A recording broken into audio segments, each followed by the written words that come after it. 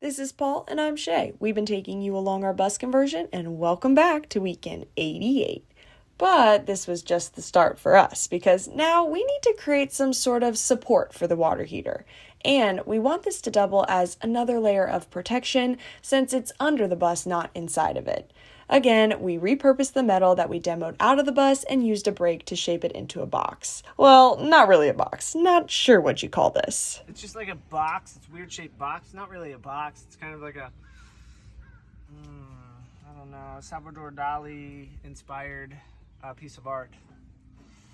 So Regardless of what you call it, what matters is it works. Here's the before and after. Now this isn't done. We still got to hook it all up. This is just what we completed this weekend. So until next weekend, make sure you follow along for the ride.